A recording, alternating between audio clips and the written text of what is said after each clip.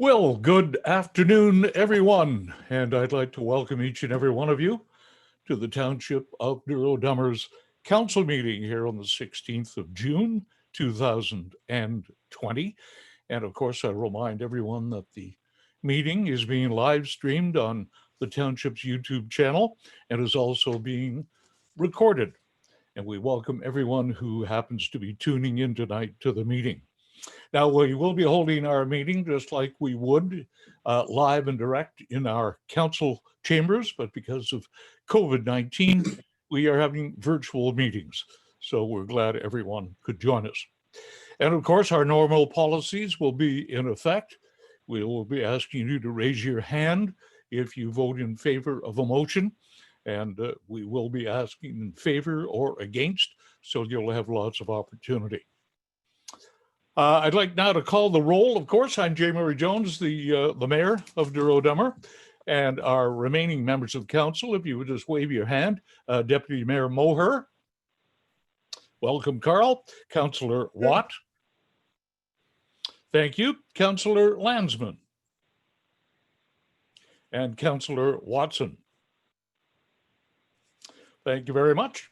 The staff who are joining us for this meeting include our clerk, Crystal McMillan. Crystal, a big wave. Our temporary CAO is Martina Chade-Hartwick. Martina, she is there in name, and we'll be seeing her when she gets involved with the meeting. Also joining us tonight is Sheridan Graham. She is Director, Corporate Projects and Services for Peterborough County. Sheridan, we welcome you to the meeting.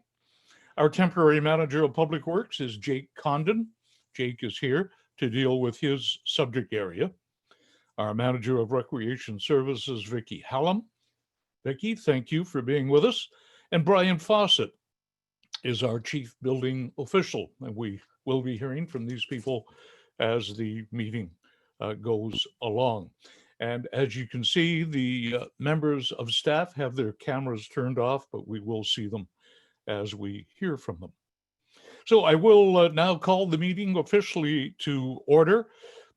The land acknowledgement, we respectfully acknowledge that we're on the treaty and traditional territory of the Mississauga and Ashebig, and we offer our gratitude to the First Peoples for their care and teachings about our earth and our relations. May we honor those teachings. We'll start our meeting with a moment of silent reflection and the opportunity to pay tribute and remember those from our community who have passed away since our last meeting. Please join us for a moment of silent reflection.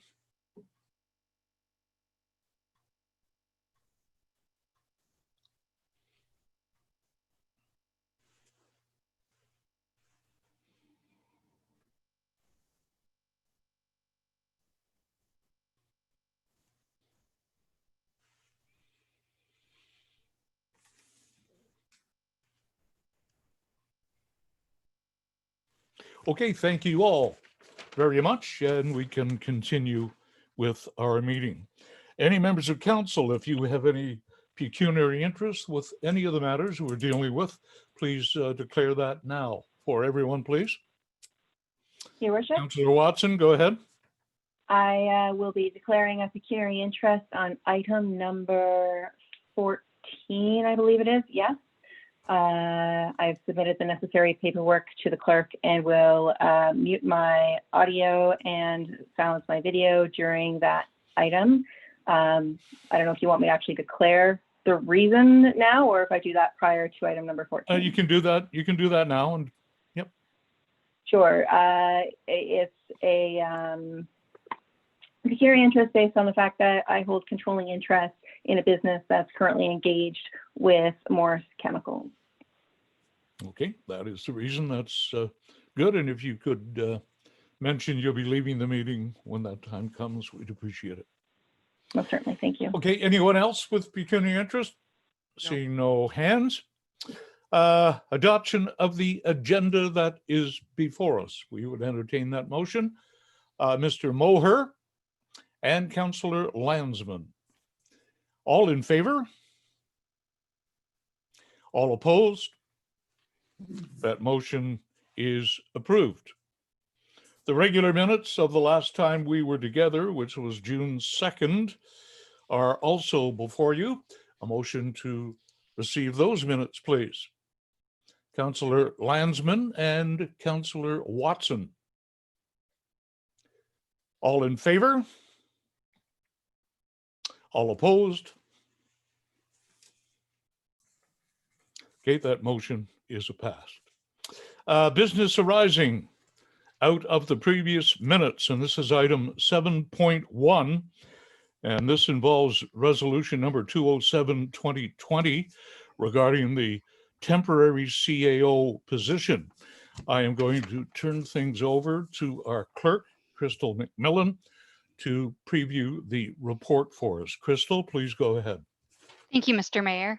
At the meeting held on June 2nd, a report regarding the extension of the temporary CAO position was presented to Council, and the following resolution was passed. It was moved by Councillor Watt and seconded by Councillor Watson that the temporary Chief Administrative Officer CAO position with Martina Tate Hartwick be extended for 3 months until September 30th, 2020, and that with the assistance of a recruitment agency, that the process be started for the recruitment of a CAO for a 3-year contract with an option of a 2-year extension. It was a recorded vote that was carried. After that meeting, the township received a number of emails, 12 that were included in the agenda package and one that was received yesterday. We typically don't receive correspondence after a council decision, but with the number of emails that came in, I felt that it was important to present them to council. The County of Peterborough was used with the original hiring of the temporary CAO. So Sheridan Graham from the Director of Corporate Projects and Services from the County of Peterborough is on the line tonight because I requested the assistance with this matter due to her background with the original hiring and understanding and the intent of the organizational and service delivery review and the impacts and recommendations in it. At the time of writing the report, the township received the following 12 emails from Jane Bremner. She had concern regarding the confidence of council to manage decisions, specifically regarding the tax increase and the disregard of the recommendation for the extension of the temporary CAO position. Bob and Jean Condon email had disappointment in the direction council has taken to fill the CAO position, specifically regarding not following the recommendation for the extension of the temporary CAO position. Paula Cowing, she was seeking answers and justifications on not following the recommendation for the extension of the temporary CAO position, noting the current crisis and tax increase. Georgia Gale Kidd had concerns and seeking answers and justification regarding not following the recommendation for the extension of the temporary CAO position, the comments made in open session and starting the hiring process. Ken Jackman, disappointment and concern regarding not following the recommendation for the extension of the temporary CAO position, the difficulty to recruit during the summer months and during the pandemic, and comments made during the open session. Derek Leahy had concerns regarding not following the recommendation for the extension of the temporary CAO position and starting the hiring process. Marion Leahy had concerns regarding not following the recommendation for the extension of the temporary CAO position and starting the hiring process and was requesting reconsideration of this decision of council. Sharon McKeever, disappointment in the direction council has taken to fill the CAO position, specifically not following the recommendation for the extension of the temporary CAO position and not providing information discussion prior to making these decisions. Thanking council for their hard work, time, and devotion. Darla Milne, thanking council for their service and concerns regarding item 9.8, the temporary CAO position, the lack of closed session for personnel matter, lack of adherence to the consultant's recommendation, and concern of bias in future hiring practice. Jim Patterson does not support council's decision. Judith Patterson in opposition to council's decision. Kathy Reed requesting reconsideration of the decision of council. And as of yesterday, I received an email from John Good regarding the same matter. Mr. Mayor, would you care for me to read it aloud since it wasn't posted on the council agenda on the website? Sorry, I put you on the spot. Wait, Chris. Oh, there we go. I'm having trouble unmuting. Sorry about that. Yes, go ahead. I would like that read, please. Okay. It said, "Dear Mayor Jones and councillors, having reviewed the WSCS presentation of the interim report of the service delivery and operating review in the context of your June 2nd decision to move immediately to begin recruitment of a new CAO, I was reminded of Simon Garfunkel's admonition, slow down, you move too fast. Council approval of motion 2007-2020 was ill-considered and premature. Among things that the service delivery review is pointing to are several areas where change and improvement are needed. In the situation analysis, SWOT, the first 3 weaknesses identified were processes and technology, communications, and planning long-term. In response to a survey completed by council members, you identified planning processes, financial asset planning, reporting, communications and outreach, training and succession planning, and better, more efficient processes and use of technology. This is highlighted in the consultant's summary of findings, approximately the 29-minute mark. Strategy and vision is not clear. Long-term planning is not integrated. Organizational council roles and accountabilities are not well defined. Resources and business information not available to support decision-making, and IT systems are underutilized and not integrated. These are among the key accountabilities of a CEO, and being able to lead the township in developing and carrying out its next strategic plan should feature prominently in the job description of the new CAO. Key insights can be expected in the final report. The interim report, for instance, doesn't indicate whether the lack of integrated planning and reporting is due to a lack of time and resources to devote to this work, or whether there is a deeper issue with staff capability to undertake this work effectively. You need to probe this and so much more in greater depth with the consultant in order to fully understand and benefit from the consultant's work on our community's behalf. The consultants also told you that 41% of staff wish to see workplace change and are worried that it won't happen.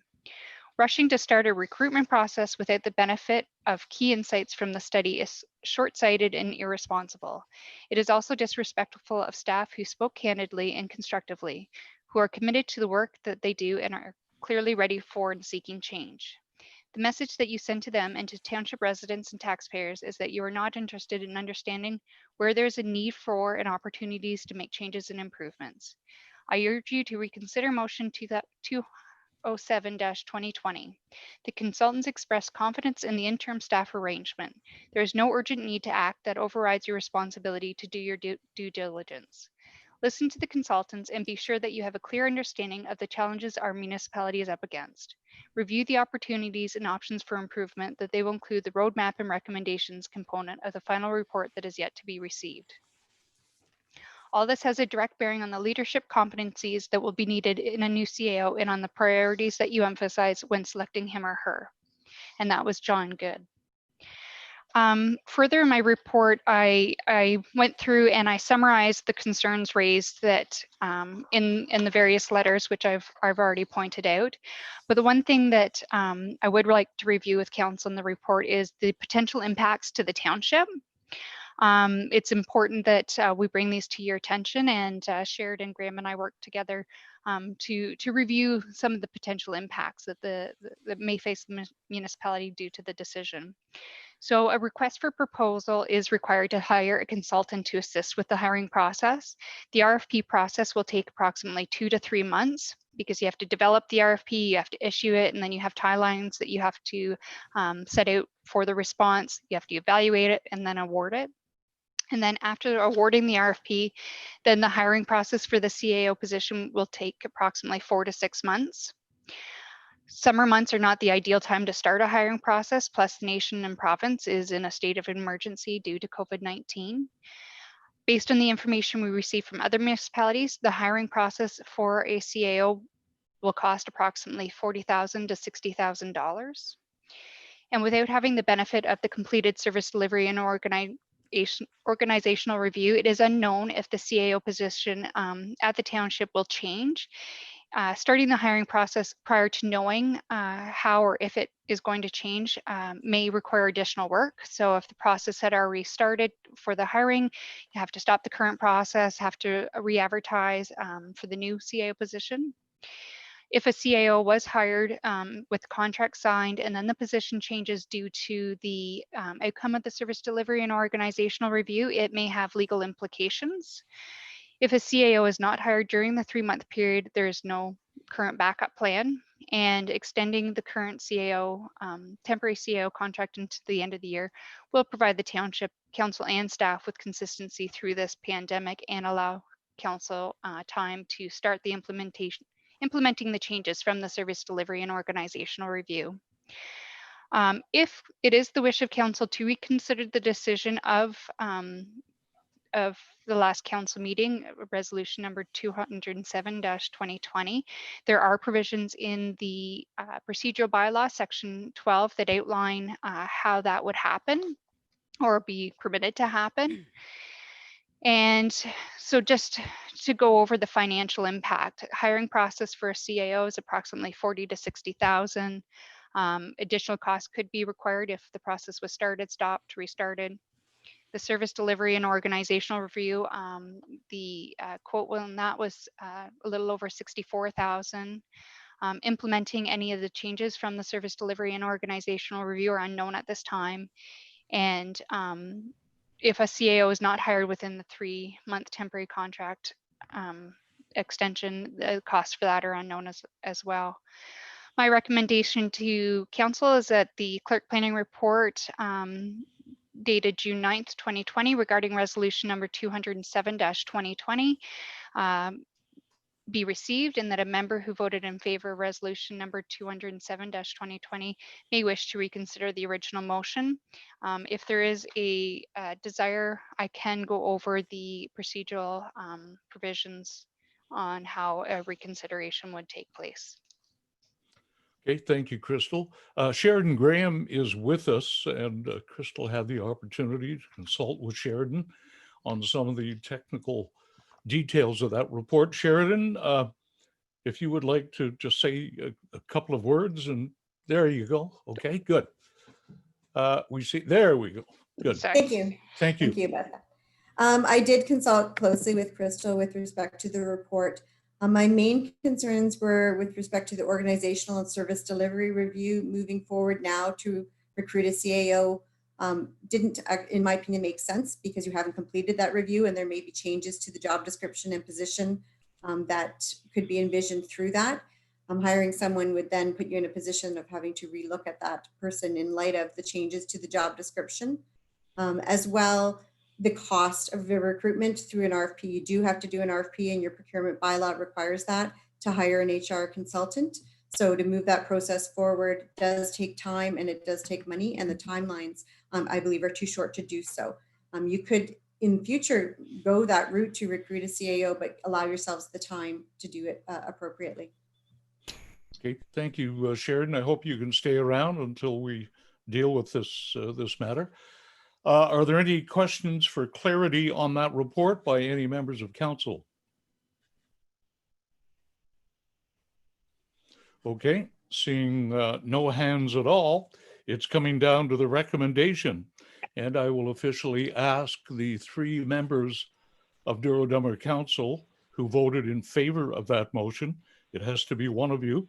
Is anyone prepared to make a motion to reconsider that motion? Councillor Watson, go ahead. Your Worship, in light of the fact that we have heard concerns from residents, I would like to move that item 207-20 be open for reconsideration. And Your Worship, should the motion pass, I'd like an opportunity to address the matter. Okay, that motion, and that is the only one who's allowed to speak on that motion, by the way, is Heather, and she has done that. So the motion is on the floor to reconsider that motion in question. Is everyone clear on that? I'm going to call for the vote. All in favor?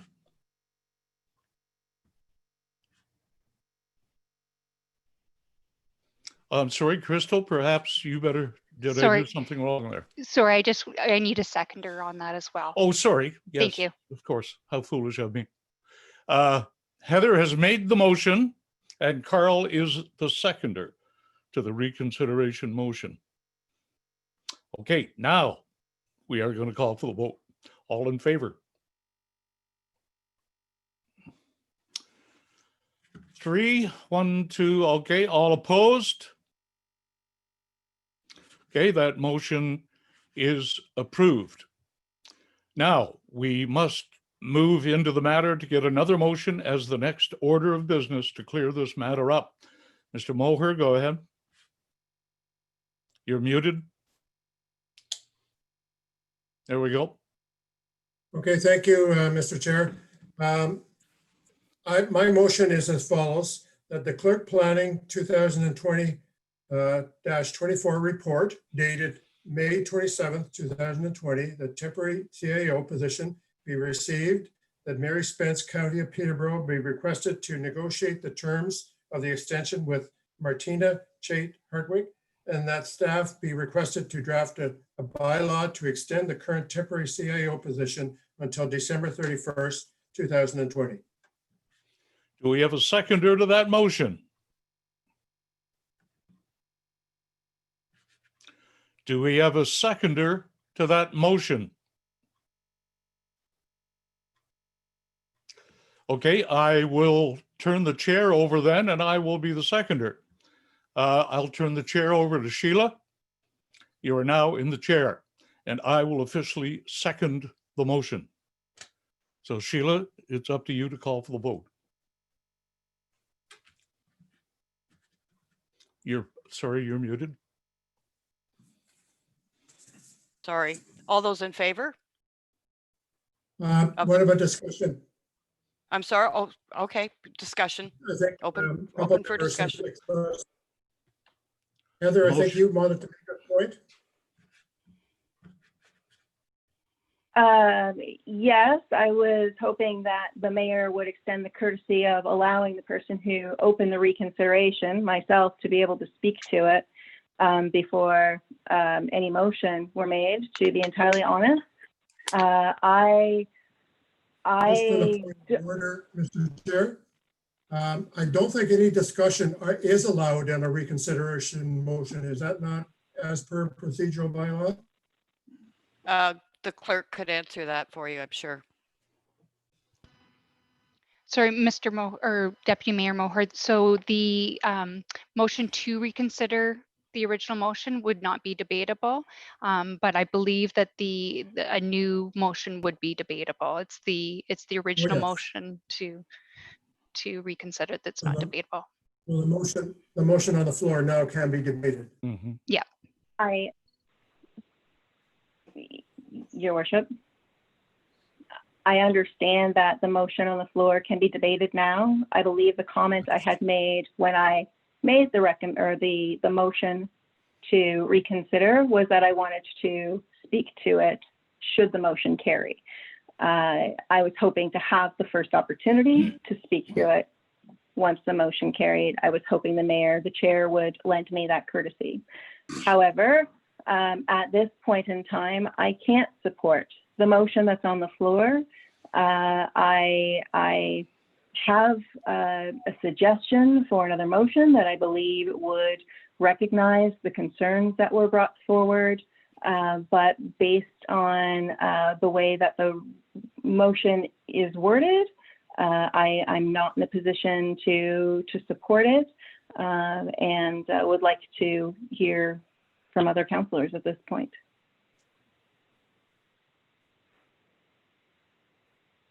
If I may, through you, Mr. Mayor, the No, motion. I'm not. You're in the chair. Sorry. Okay, well, through myself, the motion that Deputy Mayor Moher made, I listened to it, but is that the same motion, exactly the same motion as was made in the last meeting? That's correct. That's correct. Okay, thank you. Anyone else have a comment? Deputy Mayor Moher? Yes, I have a couple of questions. And just with all due respect to decisions we have to make from time to time, and we're not always on the same wavelength, but I find, Councillor Watt, you mentioned for quite some time now your desire to possibly couple the CAO function with other functions in the municipality. and you've expressed that quite openly on many occasions. Your resolution at last time, and I noticed you didn't support the reconsideration, and your motion at the last meeting. Yes, he did. I do believe Councillor Watt did support that. Am I correct? Yes. Okay, Thank I you. didn't see your hand, but I guess the main thing here is the resolution at our last meeting was appeared to be opposite to the direction that we may be receiving in the service review. That may be coupling certain tasks with the new CAO position. It may be totally repositioned totally. Was there anything further as to why you changed your mind in that thinking, Councillor Watt? Through you, Madam Chair. I missed a little bit of that, Carl. You were kind of broken up at first, but or Deputy Mayor Moher. At one time, I had thought the fact that I wondered if we even needed to spend all kinds of money on a CAO. Since then, with this review and some of the things that have come up, so I do believe that a CAO probably is necessary. I did reach out to AMO and got some information from them on how many municipalities in our size had these CAOs and how many didn't. That had to stay with me. I could not divulge that. I had to delete the email after I'd read it. But yeah, there is definitely need to have a CAO, but it's just something that, hey, at one time I felt pretty strong about it, but the more and more we've been into this, the more things have changed through this review also. And there's a lot of things that we have heard in our video meetings that the general public does not have a clue on, of where we have to go with this and where we're going to go and the direction that we're going to have to take. That was a big part of my decision for making my motion. So I hope that answers your question, sir. Thank you. Is that another comment, Deputy Mayor? I have a couple more questions for Councillor Watt, Landsman, and Watson. You've heard many arguments about not recruiting during the summer and during COVID pandemic and the $70,000 expensive service review not completed yet. Could each of you provide specific details as to why you wish to rush the process? Could each of you provide a couple points specifically as why you disagree with or why you want this process so quickly? Go ahead, Councillor Watson. Thank you, Madam Chair. Through you to Deputy Mayor Moher, I have reconsidered through receiving the report from staff and looking at the original report that came to council on June 2nd, I have reconsidered my position on the extension of that. However, and there are many reasons why, and I can speak to that, but I don't think that's the question. You want me to defend why I don't, and frankly, I do support an extension. However, the wording of the motion that you've made, I don't support. What specifically do you not agree with? I'd rather make a motion than look at amending your motion as it sits. Is there, Certainly, sorry, go ahead. Madam Chair, you have the option to receive a modification to that motion if it was seconded or whatever. Did you include me when you wanted me to make a comment? Three of us. You did include the three of us? Yes. If I may then make a comment. The interviews that we had with the consultants were quite frank and quite in depth. And there were items that were in there that I felt should be addressed sooner rather than later. And that was the basis for my wanting to move this forward. I was Mayor Jones. hoping, Oh, sorry, go ahead. I was hoping you'd be more specific. We've all heard the interim report. The interim report is a public document. What specifically were you not inside with? I'm not sure that that report the report that I'm referring to, or the interview that I'm referring to, was made public. And I'm not sure that it is available to the public. It's part of a report that will be ultimately coming to us. And somebody is welcome to correct me if I'm wrong on that. Mayor Jones, you had your hand up. Yeah, I'll be very brief. I'm extremely frustrated over this whole situation. I think every member of council very clearly read the recommendation of the consultant. This consultant has spent more time in the internal movement of our township than any of us have put together. They have virtually lived in there, in the minds of staff and in the internal workings of the whole township staff. They know more than we do. They know who does what, who's capable of doing what. They know the situation we're in with COVID-19, and they're trying their very best to recommend things that are the benefit of the township. In this case, extending the temporary CAO to the end of the calendar year was nothing but common sense. It was illustrated very, very clearly by the consultant's recommendation.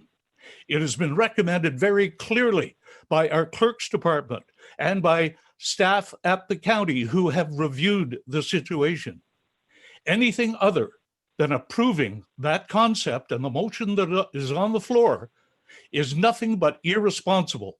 I'm sorry, that is the fact of life. Let's start working together and let's get rid of any little situations that happen to be going on here. But our temporary CAO has done a splendid job. She has dragged us out of the mud and through the most contentious time in our history with the COVID-19 pandemic. Sure, she's young and all those wonderful things. We can all make mistakes, and we all do. This is common sense and nothing else. And this is very, very frustrating. I'd like to call for the vote, please, right now. Councillor Watt? I haven't had my chance. Deputy Mayor Moher asked me to also comment. And I did answer part of your question earlier with some of the stuff that we are privy to information that people aren't privy to. I have talked to other people in other municipalities. Summertime, a lot of them think that's a great time. I know we've got this COVID and it's up and down, and whether it is and whether it isn't, it's a tough time. Summertime, people that I spoke to want to move in here before school starts. They want their kids to start school here, not somewhere else. They want them to start here now. So moving it forward was another reason for my thing. Whoever it happens to be, whether he, she, whether it stays the same, whatever. It's just a matter of fact that was one of the things that I didn't see a problem with recruiting in the summertime. You're the chair. Sorry, Carl, Deputy Mayor, is there one last comment? I have a question I would like to ask of the clerk. I think Crystal had her hand up before me. Okay. Yes, through you, Madam Mr. Chair. Clerk. Through you, Mr. Chair, under section 10.14 of the procedural bylaw, a motion to put the question, which Mayor Jones asked, is not debatable.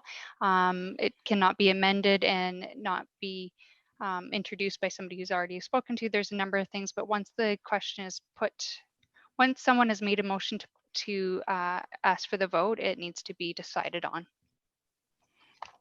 Thank you. May I? Calling for the vote. I would ask for a recorded vote, please. Those in favor? It's a recorded vote. Oh, recorded. Who goes first? I do. Crystal looks The after chair? me. Yeah, no, I'll take over, Councillor Landsman, if that's okay. So as per the procedural bylaw, when a recorded vote is requested, the clerk shall ask each member to indicate by voice they're in the affirmative or the negative on the motion. Dummer Ward Councillor, Councillor Landsman. No.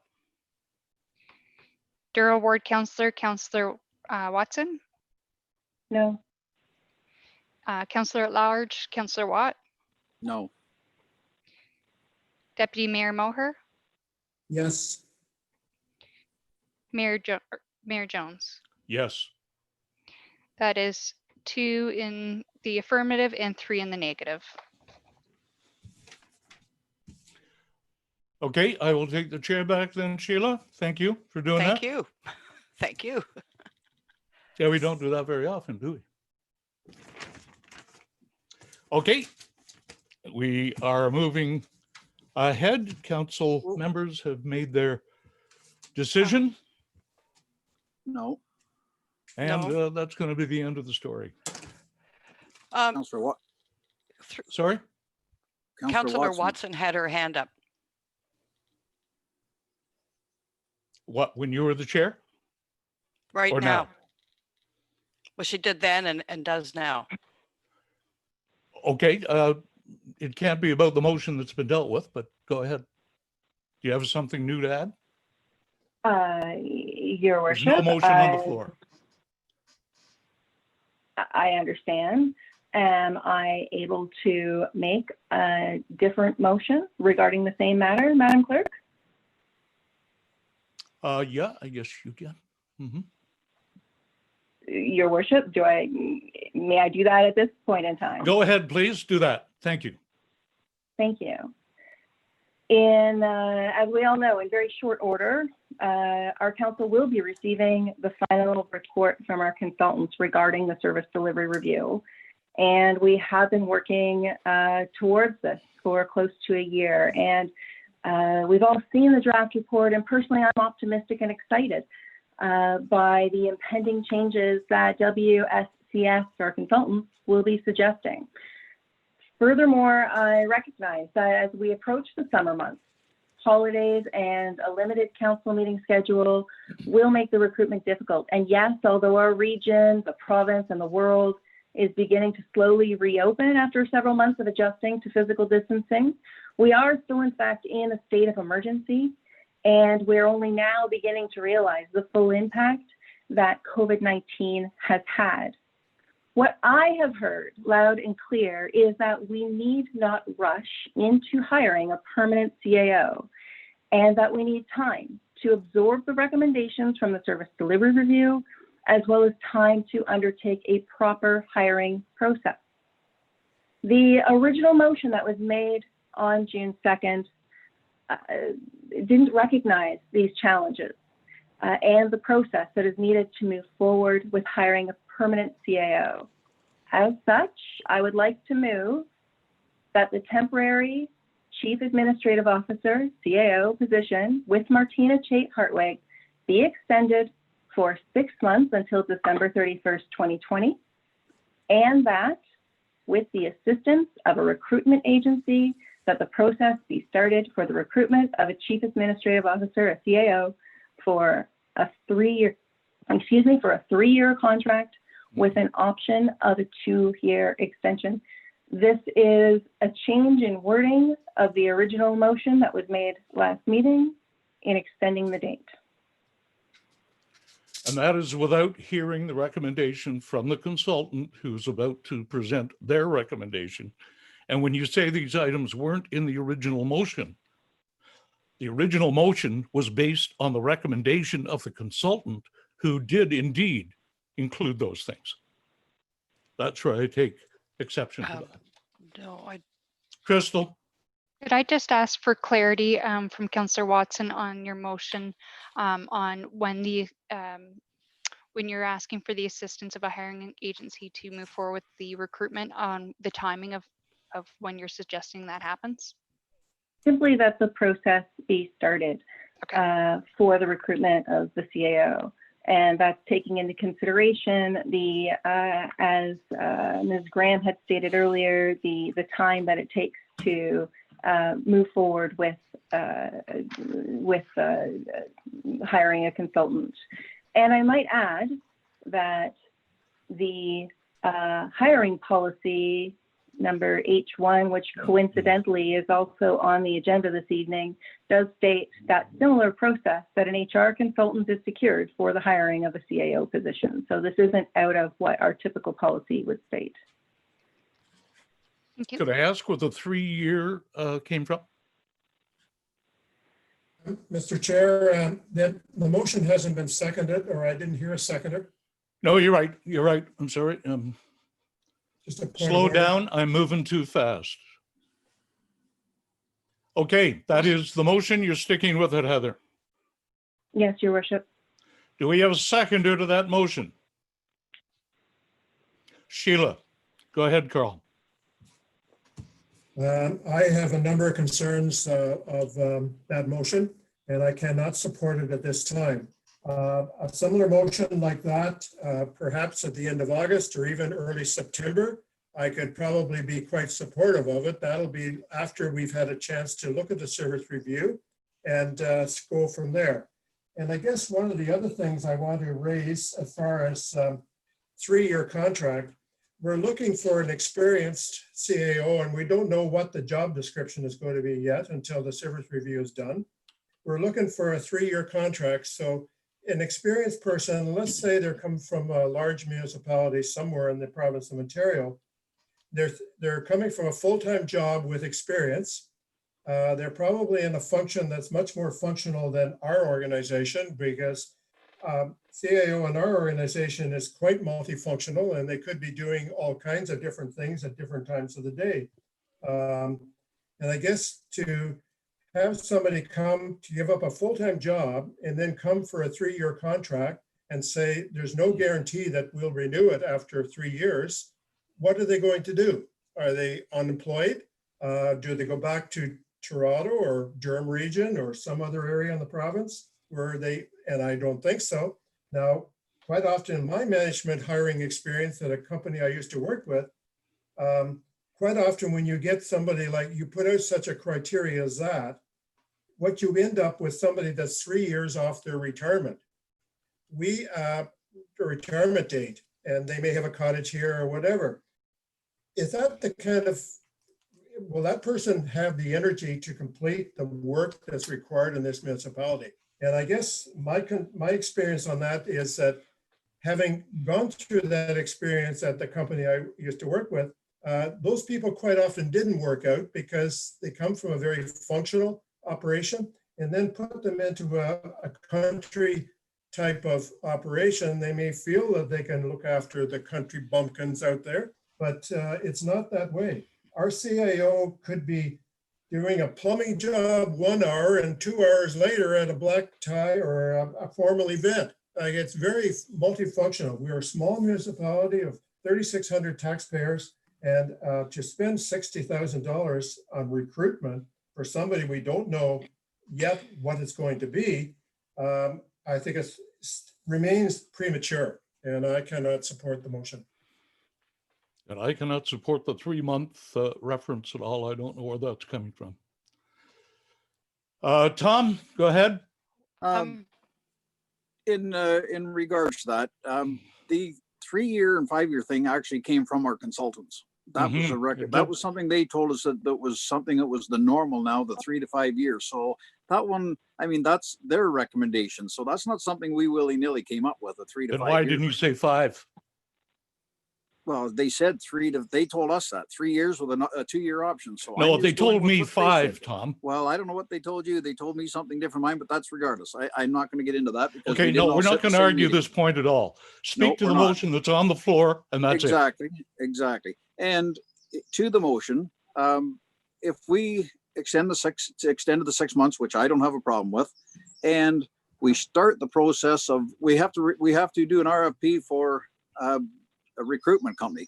That's going to take a couple or 3 months from what we were just told. By that time, we'll have our report. We'll have an idea where we're going. We'll know what we have to do, and we can work with the consultants when we get them to work this. So there's not a big problem here. Like we won't be doing anything until we have that in our hands, and the recruitment company that we hire will know that. And I still have a hard time with, if we can only spend $4,000 to $5,000 by the look of our report here later down the agenda on hiring a manager of public works, I have no idea why it'd be 10 times more than that to hire a CAO. 40 to 60 sounds ludicrous to me, but that's all I need to say. Thank you. Well, I'm afraid this is deja vu all over again. Not only are we again ignoring the consultant's report, which is very clear and very concise and right to the point, we're also ignoring the report from our own staff and from Sheridan at the county, who went through this in minute detail and looked at every angle. So it's deja vu all over again. Okay, Carl, the motion, who else? The motion's on the floor. Recorded vote, please.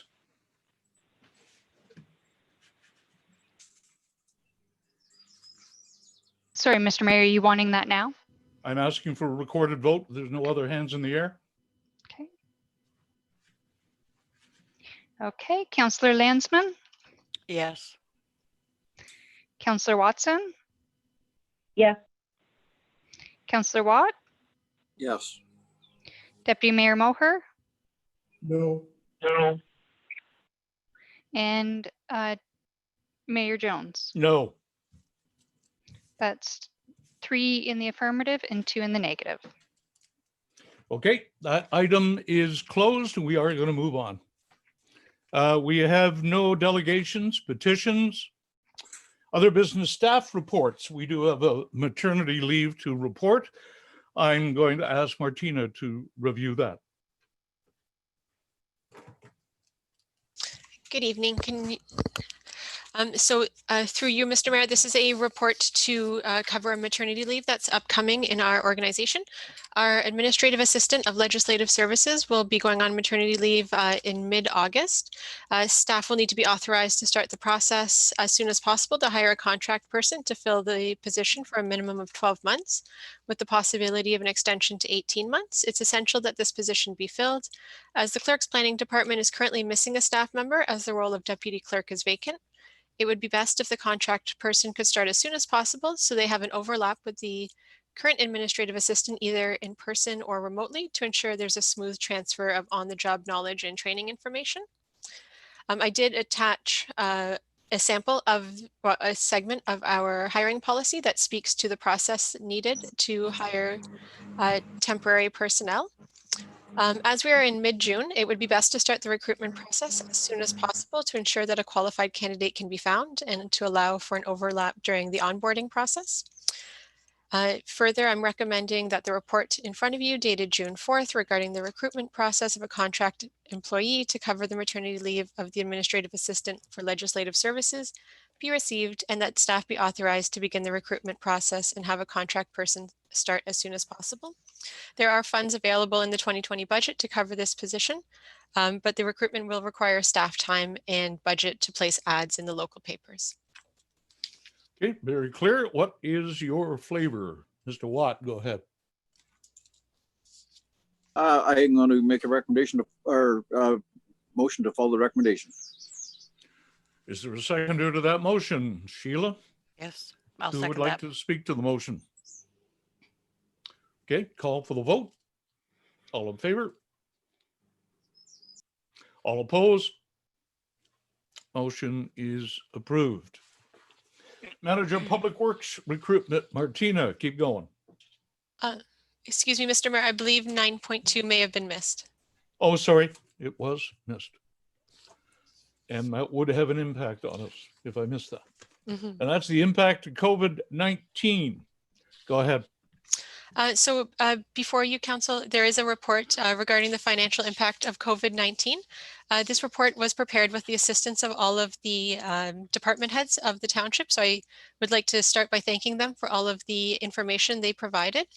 I won't go through the whole report unless Council would like me to, because it is quite lengthy. But I would just like to highlight the conclusions.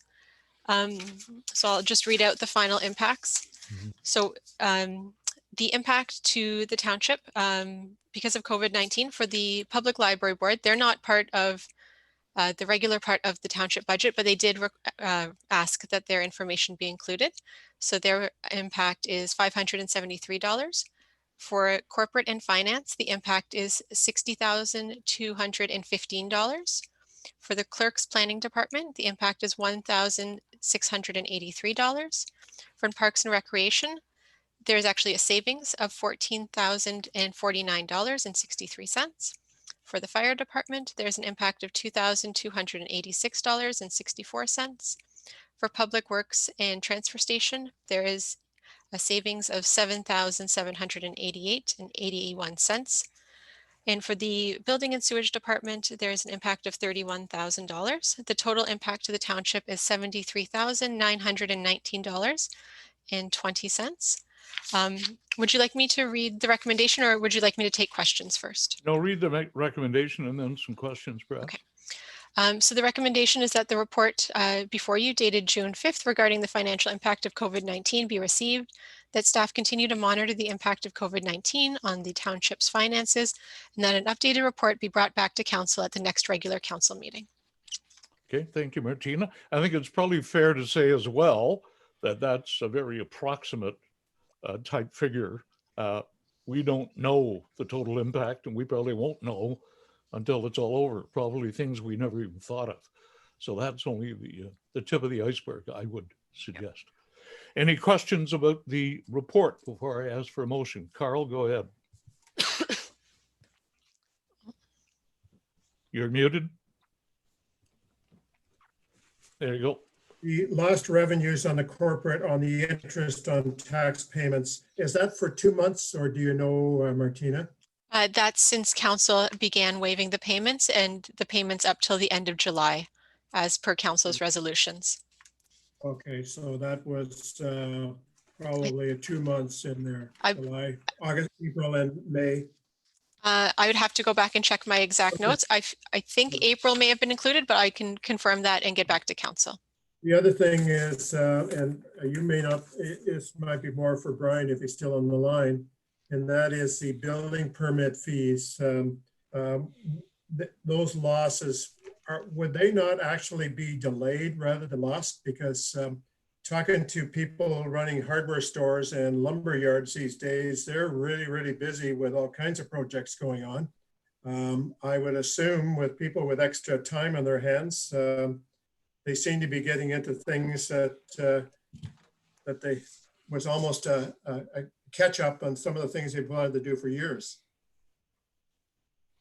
Maybe they're just not getting permits. Well, we hope that's not the case. In terms of the report, it's really just to make council aware that there may be an anticipated loss. At this point, if we just go based on the end of May numbers, we are down significantly in revenue just year over year. But as you said, there was a period of time of about 6 weeks where we weren't allowed to issue building permits. So some of that may be delayed to the summer months. However, we're seeing a reduction in the number of inquiries and also a delay in the planning processes that may push that into 2021. So the projects, some people just that I've talked to, while they are very busy at the hardware stores and the contractors are all very busy, everybody's working on reduced capacities.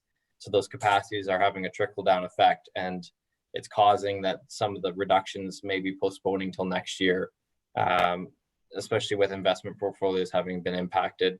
A large number of our residents would generally rely on those investment portfolios. They may not be willing to invest in their cottages at this time. They may be postponing till next year. So it's not necessarily revenue that's lost forever. It's just temporarily has to be placed aside. So we just need to make council aware of that and account for that. That when you draw the line somewhere, and at one point when we draw the line, there may be a loss now, and it may be benefited back later. Thank you. Any other comments on the report? Go ahead, Heather.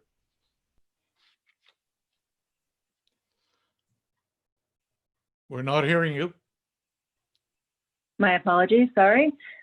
Question on the corporate and finance side of things. Do we know if the treasurer or staff have looked at perhaps realized savings through claims to our health benefits provider? Is there any recourse that we have? I know many consumer-based insurance products were offering rebates and refunds based on lack of use during the time the province was shut down fully. And certainly many of the extended healthcare benefits that staff would typically use, they just simply could not. And based on our health benefits program, they're restricted to say, one service a month. So they will not be realized from, now until the remaining of the year. So has that been looked at all? Through you, Mr. Mayor. No, that's a very interesting point that Councillor Watson's made, and I can make those inquiries to see if there is a discount available. Thank you. Okay, thank you. No other comments? So we would entertain a motion, please. To, No one? yeah, to Heather, receive. go ahead. Sure, I'll move to receive the report. I believe Okay. that's the recommendation at this point. Moved by Heather, seconded by Carl. All in favor? All opposed? Motion is approved. Okay, 9.3, recruitment process for the permanent manager of public works. Martina, you're on again. Okay. So the report that is before you is regarding the recruitment process for the permanent manager of public works. At the council meeting on May 19th, council passed the following resolution, resolution number 191, 2020. Moved by Councillor Watson, seconded by Councillor Landsman, that the CAO report 2020-20 dated May 13th regarding the hiring process for the contract manager of public works be received and that the following be approved. That the current process for hiring of a contract temporary manager of public works be ended. That a new process be commenced for the hiring of a full-time permanent manager of public works. And that a process be commenced to hire a consultant for the public works department to provide mentorship and training to staff on an as-needed basis. Staff have reached out to the County of Peterborough to see if they could lend a hand, could lend their support and expertise to this recruitment process. Mary Spence, the Director of Human Resources, has made herself available to act as the HR consultant on this recruitment. In discussions with Mary, it will be essential to run an efficient and effective recruitment campaign as the pool of candidates for this type of position is limited and there is quite a bit of competition from other communities as well. It's recommended that efficiencies be found to make this an effective and transparent process.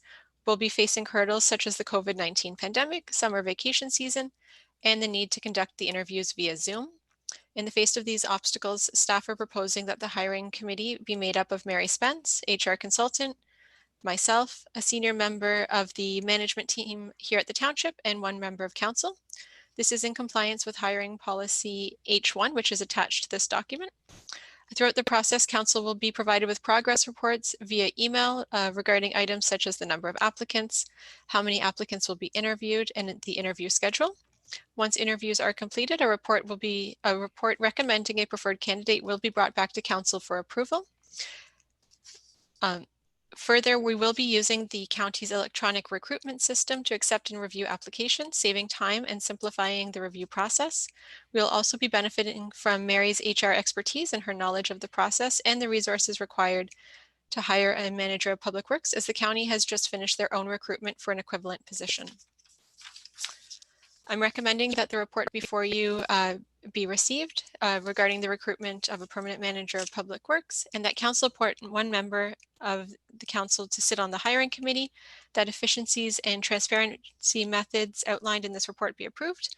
And finally, that the first meeting of the hiring committee take place in the afternoon of Friday, June 19th. I originally said the morning, but I know you have another meeting to attend to, so I'd like to have that in the afternoon so there's no conflicts.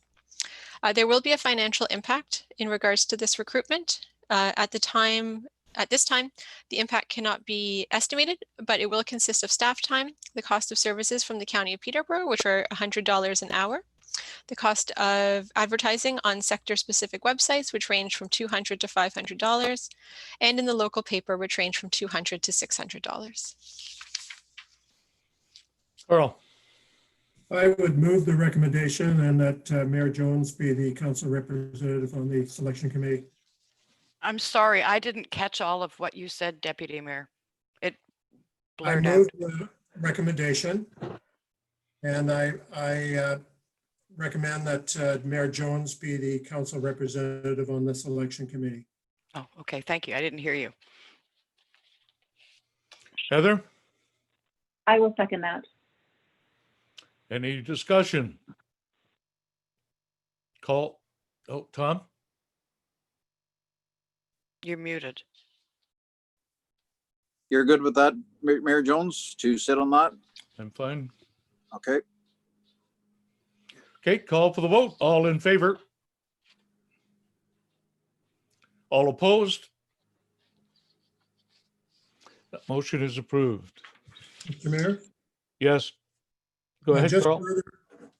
further on that subject, the consultant that we talked about to help the Public Works Department with the construction of gravel roads and the maintenance of gravel roads, that was part of our main objective last time round with the plan. And then COVID hit, and we interviewed a number of candidates, but the fourth candidate, who probably has the most experience on gravel roads, never did get interviewed. I'd like to move that Martina, to advance this, and because we've kind of missed out on the spring grading season and it's done now, there's no point in doing it, but we're going to be into the fall grading season very soon here. And because individuals out there with gravel experience is getting very, very limited. We have about 80% of our roads are gravel. And it's important that we get going on this. Even though we are dealing with COVID, I'd like to see it advance with proper distancing to see if we can't get some of that experience and mentoring done this year, because on the recruitment of the full-time permanent manager, you're looking at 3, 4, possibly 5 months before they're in place. So we've lost not only the spring season, we've lost the fall season too. So I'd like to move that we have Martina, Jake, interview the candidate 4 and see if there's appropriateness, if that's the person to be used, and go ahead and hire them for as required to get some of that experience passed on to some of our greater operators, so they won't lose out totally in 2020.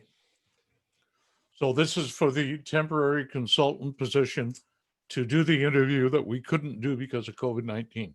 Yes, like it could be Basically, done that's it. or whatever.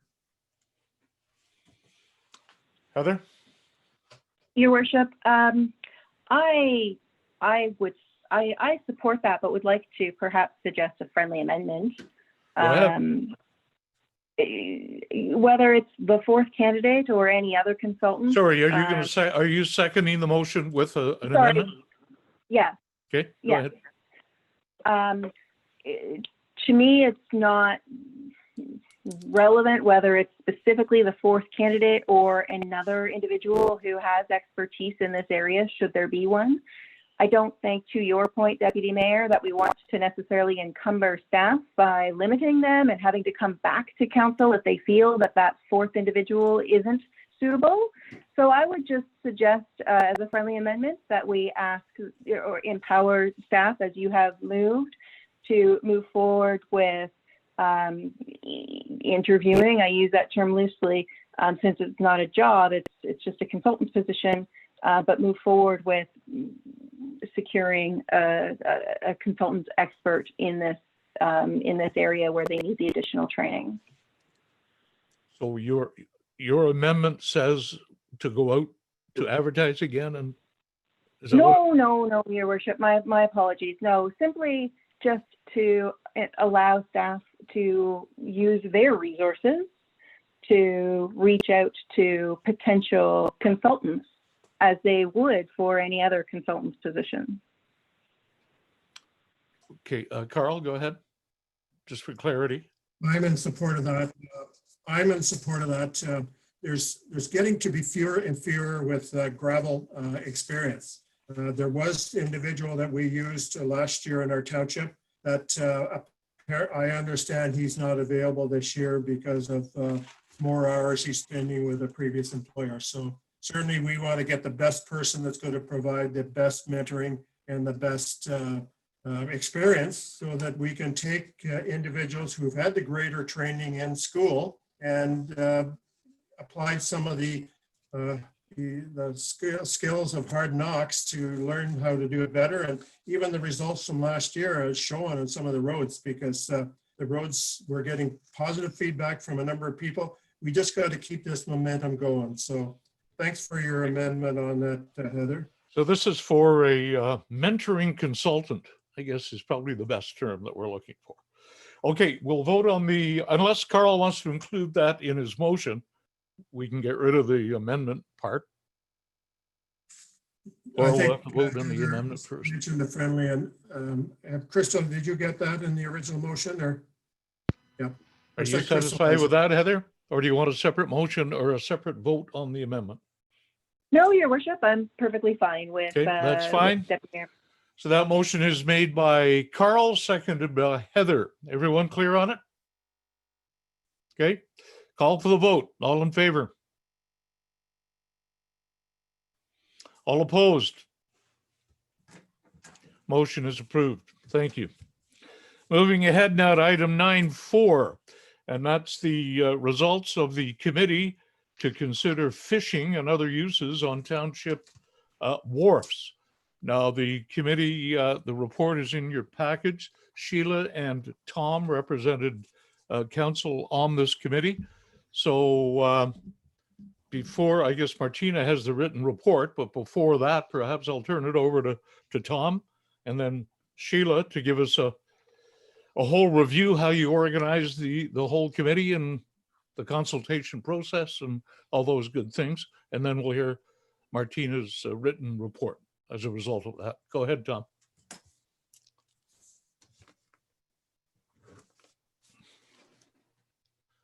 Muted. Thank you. The host. Okay, I'm unmuted now. Yep. Okay, perfect.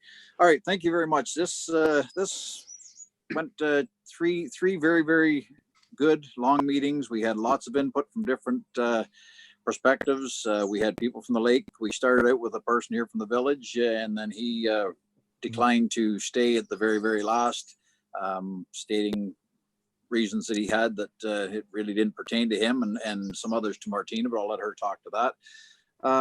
We went back and forth. We had the OPP in, Ministry of Natural Resources, the Ontario Federation of Angler and Hunters, and our own groups of AGAT.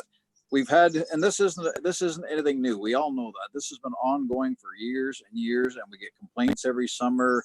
It makes it a little trickier this year with the COVID. We can't put toilets up there, so that makes it even harder. People are doing their personal business on private property, whatever, crowding the docks. There's no love lost between fisher people and the people that use docks, that have to get to their cottage or come into the market or whatever to buy things or stuff like that. So going back and forth, it was quite intriguing. The lady up at the one of our other member had quite a bit of experience because she lives it daily with her business up there, and she lives up there. So it was a little more than what I could offer, because I don't live there. It's a situation that council hears about SETI, but I don't live it every day. Anyhow, we come across a few things. Now we did come a few things, like with doing a blitz was one of the options, stuff like that. But to do a blitz with the police and one of the federations, we can make no changes. We can't even do a reduced time in fishing, stuff like that. It's wide open or nothing. We can't do that. So that option was kind of, because one of the options in there was to do reduced. So anyway, the committee came back with the recommendation we have, and I'll let Martina have that. But yeah, we had our hands full, that's for sure. Okay, Sheila, did you want to say a couple of words? You're muted.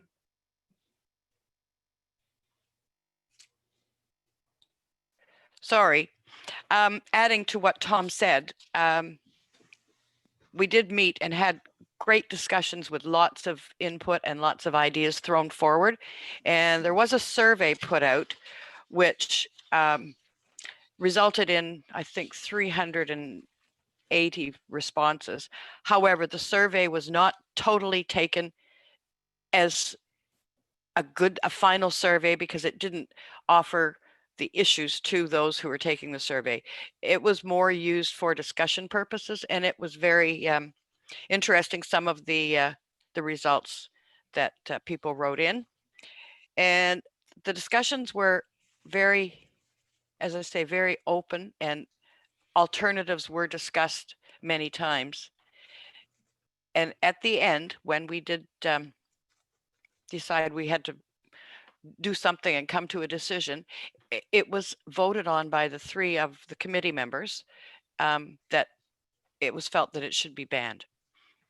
And if Martina wants to add to that, as you and Krista were both in all of the discussions. Okay, so there were 3 committee. Well, there were 4 originally, and I one see. stepped back. Okay, Martina, let's hear the official report on this, and then I can open it up for any discussion. Very good. So the report is before you. It is quite long, and the committee members have spoken to much of what occurred. So 4 meetings were held with the committee. As was stated, we did have some excellent discussions on these issues. We did bring in guest speakers, as mentioned. We also had our legal team available to us during these meetings as well, to keep us on track and to make sure that any decisions that were made were compliant with the Municipal Act and other pieces of legislation that the township needs to be aware of. Maybe I will just skip ahead to the end of the report, so we're not covering too much ground. So I'll jump to the conclusion section, but please interrupt me with any questions or however council wishes to approach this. So once each member's top solution was read out, voting took place to determine the solutions that the committee wanted to bring forward to council. The vote was in favor of banning fishing at both wharfs. The second preferred option was to limit fishing to certain dates and times. A discussion took place regarding the needs to have a public meeting prior to council deciding on a recommended solution. Through a vote, the committee determined that a public meeting was not necessary. From the legal perspective, the Municipal Act 2001 as amended does not require a public meeting for this type of decision of council. As the township solicitor was present, Jim Baird, he was requested to provide a quote on the cost to prepare a bylaw to ban fishing from the wharfs and to complete the process with the Ministry of the Attorney General to set fines so that they can be issued to anyone who disobeys the bylaw. The cost of this would be included in the financial impacts of this report. So the recommendation that the committee is putting forward to council is that this report be received. And further, that the following actions be taken: that fishing be banned at Crow's Landing Wharf and McCracken's Landing Wharf, that the township solicitor be requested to draft a bylaw for council to consider regarding the ban, and that the solicitor also complete the work required to set fines approval, to obtain the set fine approval from the Ministry of the Attorney General, that the bylaw include a clause allowing for special fishing events to take place at the wharfs through a request to council, that staff be requested to prepare signage to be installed as soon as possible at the wharfs to alert users to the fishing ban, and that the signage contain contact information for both the Ontario Provincial Police and the Ministry of Natural Resources and Forestry for enforcement, and that the information be noted on the township website. And finally, that once the bylaw is passed, that staff be requested to place ads in the local paper, the Lakefield Herald and Peterborough This Week, to alert the wider community of the changes of use at the wharfs. There are financial implications. The legal cost for this work will be $3,110. The cost for permanent signage is approximately $70 per sign plus setup. There are newspaper ads to be put in place, which would range from $400 to $600. And there will be additional enforcement costs.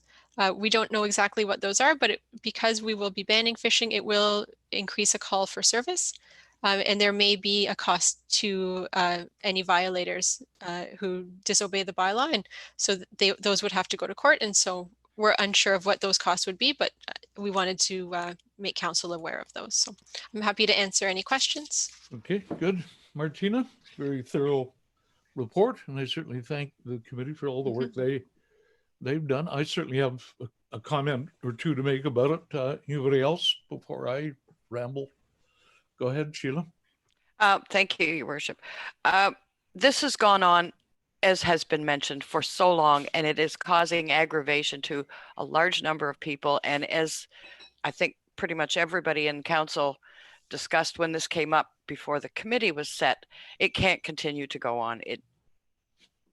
It's going to escalate, and it needs to be taken care of now. And that's my feeling, and I certainly hope that's the feeling of the rest of the council. Carl. You're muted, Carl.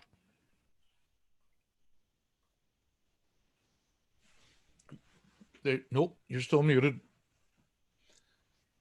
Nope. Sometimes that button does not work, by the way. Don't know why. There it goes. Okay, Okay. good. Okay, thanks for the report and thanks for all the details. I think when this came forward, we had pictures and pictures of people not distancing themselves using the wharf. And that's the problem in this crazy times that we're in. And I think we got to do something about that and do something about that now, including a ban. However, MNR,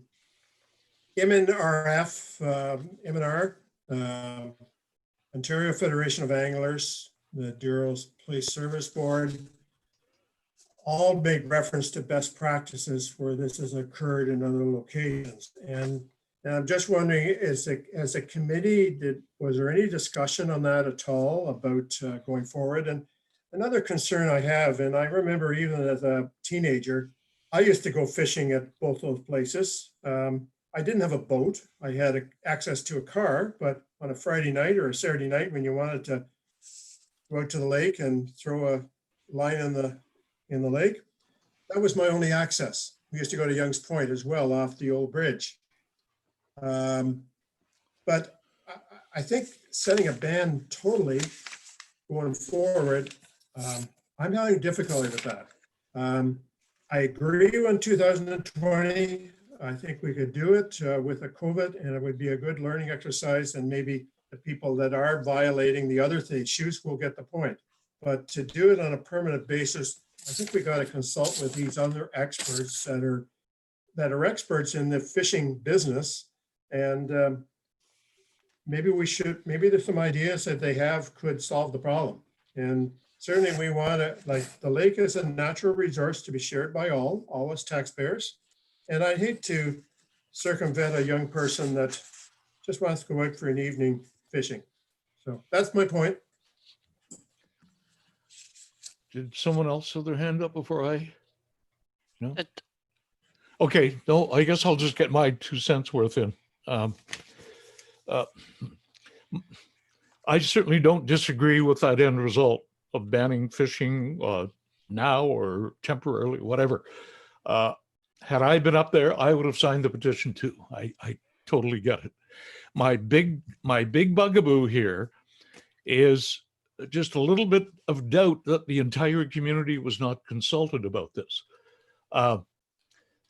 Just picture the analogy that if we were going to pass a bylaw that no sea-doos would be allowed within 20 feet of the docks at McCracken's and Crows or anywhere else. And we formed a committee and we said, yep, that's the thing to do. It annoys everybody, but this has got to stop. Well, we would be inundated. We would be murdered with the fact that you didn't tell us about this. We didn't have an opportunity to get our point of view across about this. We're sea-doo owners. I'm just using that as an example. So I guess I'm comparing that to this.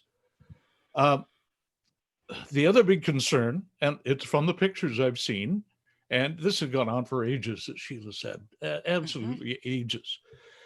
But the physical distancing is not happening. This has turned out to be truly a health issue during COVID-19. These individuals who are fishing, they're 2 inches away from each other constantly. So I guess I'm trying to find a wee bit of compromise room to say, let's get a bylaw to ban fishing at these locations during the COVID-19 pandemic and for the rest of 2020. That will give us a little bit of time to get input from others in the community. His Glut's grandson who likes to go fishing, just like Carl did when he was a kid. That was a real long time ago, though. Not that long ago. But it would just give us some time to at least give input from everybody on this concept. And then I guess we would look at a permanent ban. I'm trying to come up with a compromise to say, let's stop it for 2020 based on the COVID-19 lack of physical distancing.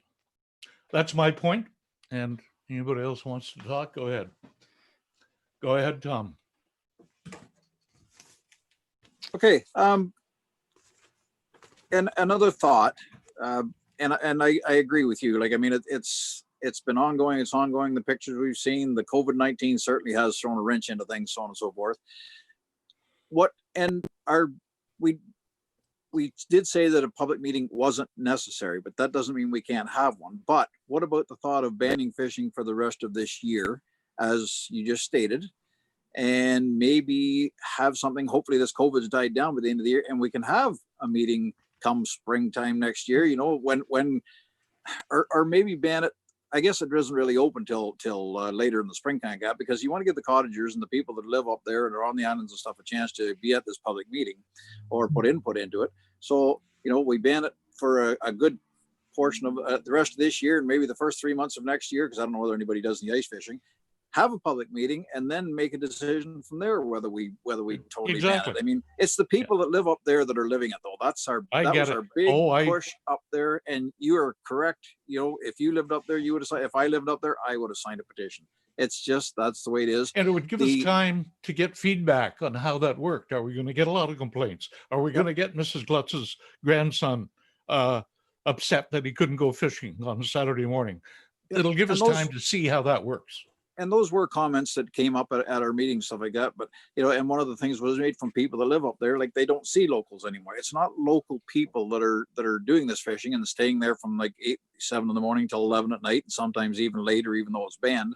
And that was another big bugaboo. How do we target those people with media blitzes and stuff like that, you know, or trying to get them with education that you don't know where they live, right? So how do you blitz them, kind of like that? That's a very, very big problem. If it was local people we were having a problem with, wouldn't be a problem. You know, the Peterborough paper, the community Lakefield papers, that type of stuff. But that's not what we're dealing with. So that's where our rock and hard place came from. Well, we need to come up with a fair and option and compromise and try to at least temporarily solve this problem until we can do it for good. Sheila. I'd like to make one more comment, if I may, and then make a motion. Good, go ahead. When you referred to that the community was not consulted, were you speaking of the lake community or the general township? The general community? whole community, yeah. Okay, because everybody, those who don't know of the problems or don't go in that area don't even realize. But maybe they like the option or the right or the privilege to be able to fish in their home municipality. I don't know that. Yeah. But we got to find out.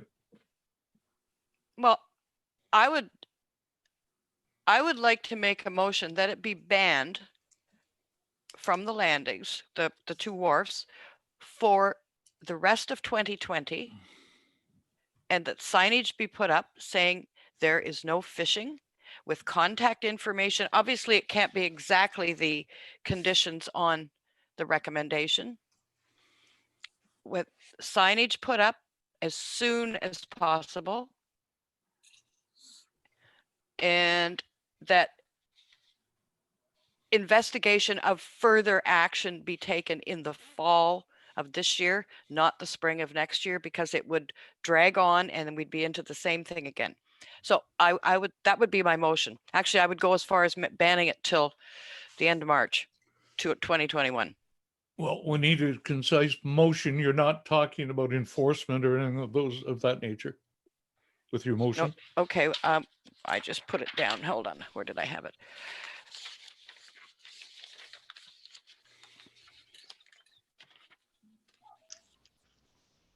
Okay, that the CAO report this would all remain the same, with the exception that it would be a date put in. Fishing be banned at Crow's Landing and McCracken's Landing Wharf, that the township solicitor be requested to draft a bylaw for council to consider, and that the solicitor also complete the work required to obtain the set fine approval order from the Ministry of the Attorney General, that the bylaw include a clause to allow special fishing events to take place at the wharves through a request to council, that staff be requested to prepare signage to be installed as soon as possible at the wharfs to alert users, and that signage contain contact information for the OPP and MNRF for enforcement, and that the information be noted on the township website. And once the bylaw is passed, staff be requested to place ads in the local papers, Lakefield Herald and Peterborough This Week, to alert the wider community to the charges. And the date for the ban would be March 31st, 2021. Do we have a seconder to that motion? Heather, did I see your hand up? Heather's going to second. Did you want to speak? Go ahead. Just yes. What Councillor Lansman read did not specifically reference holding any kind of action to revisit this. I don't know if that would be in a second motion, or is that an item of this motion? Just for clarification. Oh, that would probably be a second motion, because I think there needs to be some sort of a plan thought out, but it needs to be thought out now so that we're not going through this again at this time of year next year. Sure. So Your Worship, I will support the motion that's on the floor, and I'm doing so with great trepidation. I have mixed views on this. I firmly believe that anglers in our community and outside of our community should have access to the resource that's available. But I also am certainly sensitive to the concerns and issues that have been brought forward by members of the community. I think that a temporary ban on fishing will allow us to satisfy those concerns in the short term and give us an opportunity to address them in a more fulsome long-term way. The COVID-19 situation and physical distancing is my main reason right now. And that's what I'm hanging my hat on. Okay, who else would like to speak to the motion? Crystal, go ahead. Thank you, Mr. Mayor. I just wanted clarification from Councillor Lansman on the motion. So at the beginning, before you read the recommendation in Martina's report with the addition of the dates, you had mentioned about further investigation in the fall of 2020. I just wanted to clarify if that was part of the motion. No, it's not part. No, it's not part of the motion. Thank you. But may I just add to that it is something that should be, as I said, should be discussed sooner rather than later. But there is an end date to it, right, in the motion? At this moment, there is, yes. So then something would have to be done as that date approached. That's true. Martina, closing comment. You understand the motion? Any comments on it? No, not to the motion or any clarification. Thank you. Okay. Okay, anybody else? We'll call for the vote. All in favor? All opposed? Motion is approved.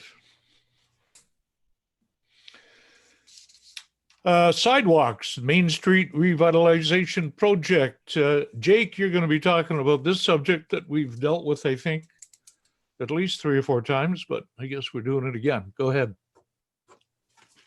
Good evening, Mayor Jones and Council. The report I'm bringing forward today is based on some discussion and questions raised at the May 19th council meeting by Deputy Mayor Moher and Councillor Watson regarding the remainder of the funds from the Main Street Revitalization Project being used to further enhance the current sidewalk project or to divert the funds to start the Douro sidewalk project.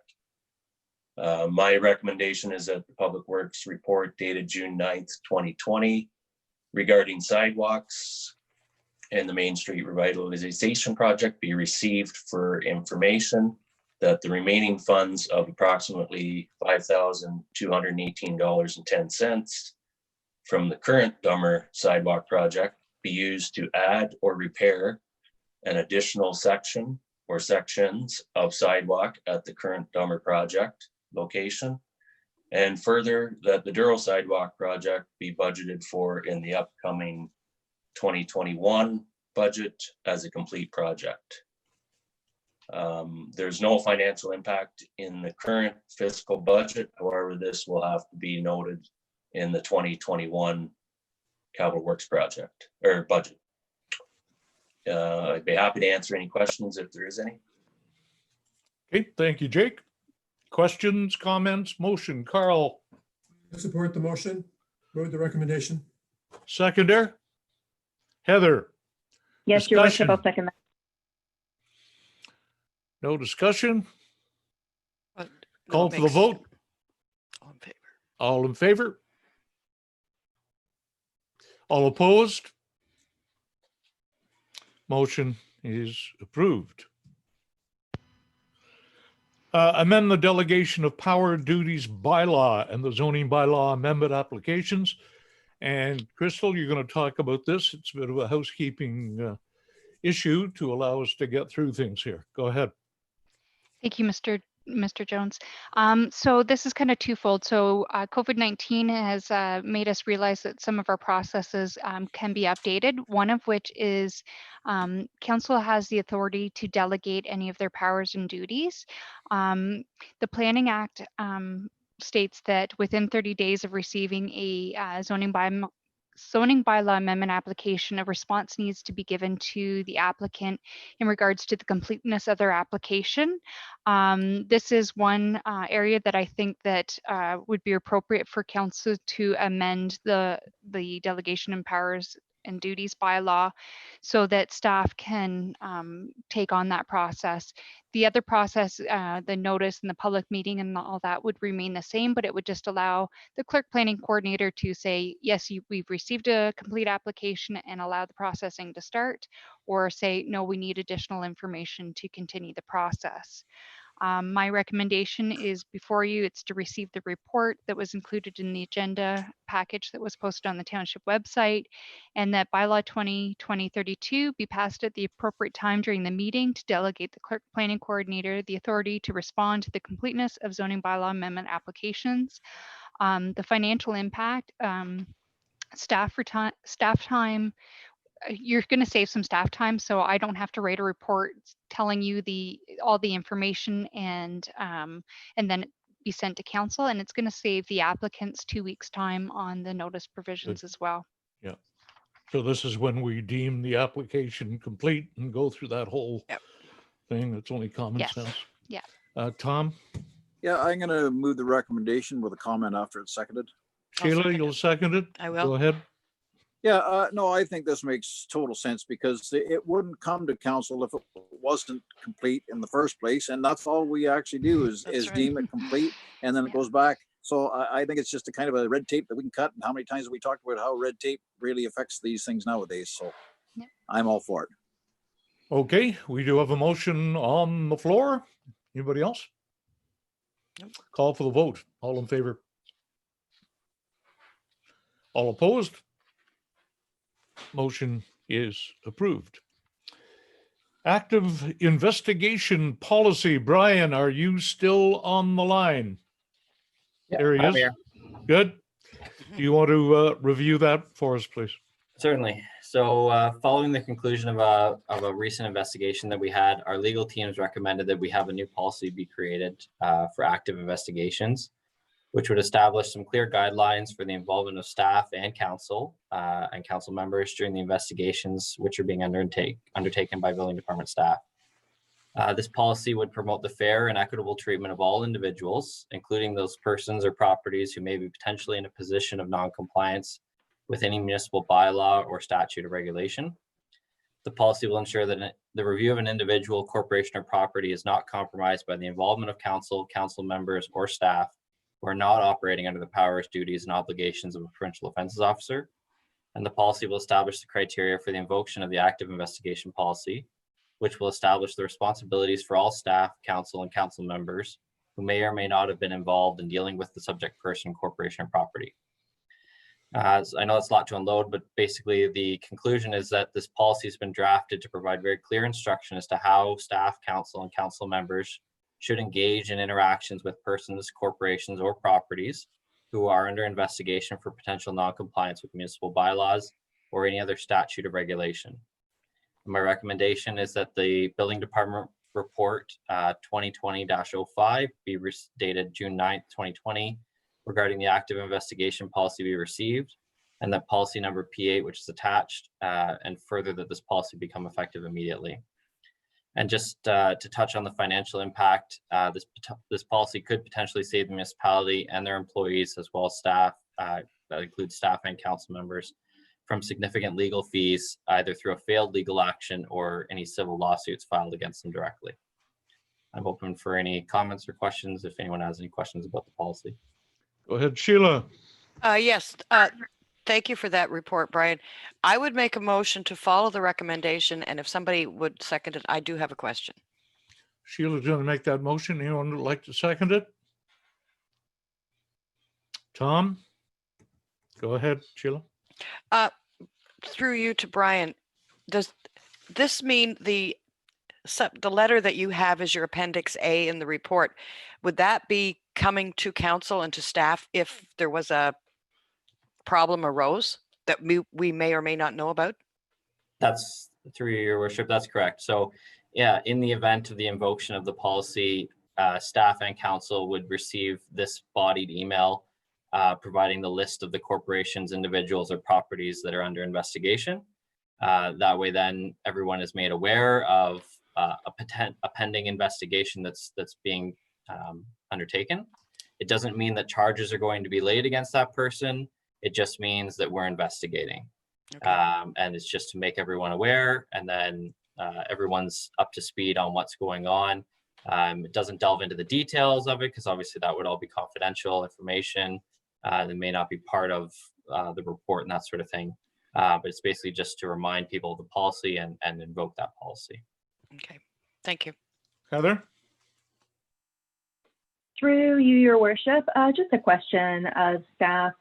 When, assuming that this bylaw is enacted this evening, is council to expect the current, if there are any current active investigations, would we effectively immediately receive that notice just to make us aware? How are you going to be rolling this out, I guess, would be the question specifically.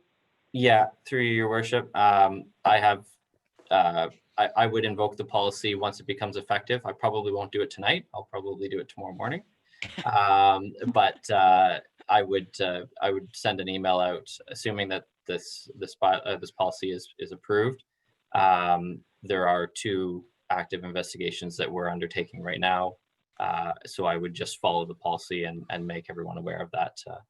I think everyone's already aware of what's going on, but just to invoke the policy and follow the procedure. Thank you. Carl, final comment? Yes, I've got a number of comments. I'm having difficulty going along with this recommendation. We as councillors already know that we can't interfere with the due process of the Building Code Act. If somebody is interfering, let's deal with it in caucus and deal with the councillor directly. I even believe that if we do interfere, we could be charged for such interference. For example, we as a councillor representative of the Police Service Board under the Police Service Act, we cannot interfere with the police doing their job. And if a councillor does, the councillor can be charged under the act. Already in place. It's already the law. Same thing, I'm a representative for autonomy conservation. I cannot interfere with statutory requirements administered under the Conservation Act by a provincial officer. And if I do, I can be charged under the act as a member of the board. And I guess because those are already in place, I think it's hardly unnecessary to have another process for the building department to be part of it. I think what we do at Autonomy Conservation is every month we do get a copy of the active cases in caucus so that when our phone rings, at least we know that what's going on. Because quite often if something is going on, we might get the phone call first. So parts of that, I think we're already covered. We even have, like in the code of conduct that we passed in 2018, like we're to represent the public and to continue the well-being and interests of the township as a corporate body and all of their ratepayers. And we must have the highest moral ethical standards. So I think some of the wording that is already in the Police Act, is already in the Building Code Act, it's already in the Conservation Act. I think it's adding more red tape to what another policy that somebody has to update every so many years. That's my feelings on it. I appreciate the work you've gone to it, Brian, but I think it's already covered. Now, if we've got somebody in our council that's not following the rules, then we got to deal with it. And that should be done in caucus. Because I think it's a serious offense to get involved with a building code infraction that we're talking to the person that we're taking to court. Sheila, speak to the motion, please. Yes, just two comments. Right in the beginning of your report, Brian, it said this was a recommendation from our legal people. That would make sense to me to have it continue. But is it also designed to alert council to our staff to problems that may exist, but we may not know about them? If somebody was to speak to us about a problem they were having and we wouldn't necessarily realize that it had, become an issue with the building department. Through your worship, yes, that's correct. This policy is being created at the request of our legal team, following the completion of a failed investigation. The policy is really just to set out the criteria for more or less just invoking that there is a situation that everyone needs to be made aware of. And then just the criteria in sort of, if you are going to be continuing to communicate with this person or this property or this corporation, that you do so under the guidelines, which are, as Deputy Mayor Moher said, already in the codes of conduct. And that's why they are referenced policies in this policy. It's just to clarify the reporting mechanism, more or less, as to how staff would make everyone else aware in a formal process, just so that we can say, more or less, if something were to happen, we can say, everyone was advised on X date, and so something happened that caused this to happen.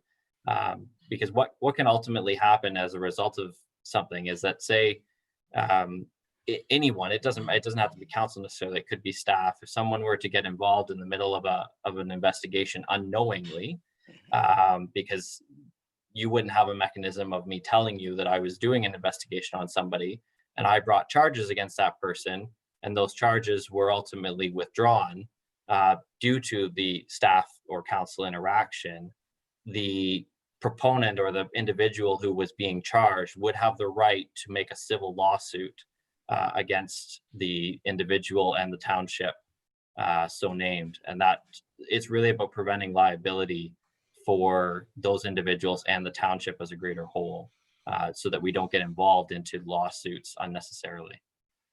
So this indeed is about following the recommendation of our legal representatives. Carl. Chair, Go ahead, Carl. I have no objection to advising us what's going on as far as cases and so on.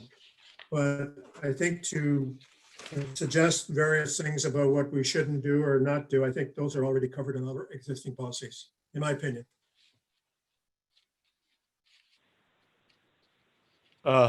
Sorry, I'm having trouble with my internet connection. Seems to be freezing. Go ahead, Heather. Through you, your worship, to staff. Mr. Fawcett, can you just clarify? I hear and understand Deputy Mayor Moher's points, and was somewhat concerned as well when I read through the draft policy. Can you just clarify even just the definition of active investigations? Is this something, at what point does it become an active investigation? Is it the moment that you're wheeling up on a property to begin looking at a complaint or following up on a complaint? Or is it the moment when an order is issued, for example, or is it somewhere in between? Through your worship, it could be a variety of situations. It would really probably come down to sort of a guttural feel in terms of how a situation is unfolding. If we have somebody who is in a situation of non-compliance, but they are actively trying to comply, I probably wouldn't invoke the policy in that circumstance, because I have no interest in charging that person for the violation. If they're, and that's what we try to do, right? We try to get compliance at the end of the day. If I'm in a situation where I'm not getting compliance with someone, and it's a major issue, the policy might get invoked very early, maybe even before I ever attend the property. If I already know that individual or know that corporation as a non or repeat offender, something like that. Those are very limited circumstances, and certainly hope is circumstances that we would never run into, but they can happen. But I think really the basis of that active investigation definition would really be that it's for situations where there may be pending charges. If there's no inkling of pending charges, then the policy probably wouldn't be invoked because there's no risk of legal interference at that point. One more comment, Heather? Just a follow up on that. So I quite truthfully, Mr. Fawcett was hoping that that wasn't going to be a kind of shades of gray answer. Unfortunately, I feel that if it's even despite your professional designation and your, what you are empowered by council to do and through the act, if it's triggered based on gut, then the policy to me has a hole in it in terms of protecting us from the liability that it's very much designed to protect us from. So I don't know if there's anything that you can say specifically to help put my mind at ease around that hole in the policy. But it's hard for me to wrap my head around and support. Yeah, I can, through your worship, I can certainly see where my comment about gut instinct would not meet the flavor of what you're interpreting there. And it's not really a gut instinct per se. It's that we follow the obligations of being a provincial offences officer, same way that a police officer would, right? They're provincial offences officers for certain bylaws within the township. As a provincial offences officer, we've received training, and when somebody's in a position of non-compliance, it's very clear. You have the evidence before you, or you're in the position of gathering evidence. That's when the policy gets invoked, is when you're really setting out to determine for certain that something is going awry. And in that circumstance where the individual is in a position of non-compliance and is expected to remain in a position of non-compliance, that's where we would lay charges. So in the limited circumstances where we have laid charges in the past, that I would say that those fall into that criteria, basically, where we have someone who has disregarded the law, the statute, the regulation, whatever it may be. They continue to do so. They ignore us in terms of our reaching out to them to try to get them into compliance. And we're in a position where we're gathering evidence and seeking to lay a charge. That's where we would invoke the policy. I hope that makes more sense. Who else would like to speak to the motion? Carl, go ahead. Call the vote, please. I'm going to have to leave the meeting. Something has come up. Okay, we'll call for the vote. Is there any other comments have to be made? Okay, the motion is very clear. Is everyone clear on the motion? All in favor? All opposed? Motion is approved. Okay, Carl. Mr. Chair, I have to leave the meeting. Okay, thank you. For the record, Mr. Moher has left the meeting at 6:48. Thank you, Carl. Okay, moving along now. Brian still has the floor, and this is his comments about the county sign bylaw. Go ahead. Thank you, Your Worship. So the county has developed some amendments to their sign bylaw, which is attached to this report as a draft. The bylaw does have some impacts on the municipality. So county staff have asked staff and council to make comments, which are being solicited for a deadline of June 20th. So comments basically need to be received tonight. On May 7th, Martina and myself had a phone conference with some county staff and discussed some of the comments that I'm going to talk about in this report. You do have the report before you, but for the benefit, I just want to give a high-level overview. Some of the comments were relating to OBC requirements, which is Ontario Building Code requirements for signs, the delegation of authority as it relates to the OBC, the areas of responsibility for the municipality, and the order of process for sign permits. Some of the requirements of the sign bylaw, it's my comment that they don't exactly adhere to the Ontario Building Code, so there's just some harmonization tweaks that need to be made. And county staff were accepting of those comments. The inspection of those signs would need to be done by a building official, which would be the municipal building official. And the order of process they have in the bylaw right now that the building permit would be issued before a sign permit is issued. I'm recommending that that be switched the other way around so that township staff, and this is not just Douro-Dummer staff, but all lower tier municipalities, aren't engaging their building department staff in reviewing sign building permit applications for signs that don't meet the county bylaw and therefore would never be allowed to be installed anyways. And then the recommendation for the area in which we are responsible, it's my recommendation that the lower tier be responsible for any signs that are located within the settlement areas. So that would be the county roads through the settlement areas, Donwood and the hamlet of Warsaw. And that would all be designated through the county official plan area. And then county staff also requested that we garner comments with respect to the placement of election signs on county roads. I've attached in the draft bylaw, that would be Schedule C. Staff have no comments regarding that section, but council may wish to address that. So the conclusion is just that the county is proposing to make some amendments to their sign bylaw, and staff and council have been requested to make comments regarding the proposed bylaw. And my recommendation is that the building department report 2020-06 dated June 10th regarding the county sign bylaw comments be received, and that staff be authorized to forward these comments to the county. Brian, I'm assuming you mean all settlement areas, not just Warsaw. There's the hamlet of Douro. And yes, all settlement areas. I was just giving examples of. Yeah. Okay, that's fine. Just so I understand that. Okay, that's very clear. The motion is to simply forward those comments to the county, and that's what we're trying to do. Any comments? Any motion? Tom, you're muted. I'll make a motion to follow the recommendation with a comment after. Seconder, please. Sheila, go ahead, Tom. Okay, yeah, this came to us once before, and I know council has delved into it, stuff like that, and there was a few questions that we had here and there that I thought we had done. So this amendment doesn't look crazy serious. I think staff has it under control, and I'd be happy to go with it. Anybody else? Heather, did you have your hand up? No, Your Worship, I was just going to second the motion. Call for the vote then. All in favor? All opposed?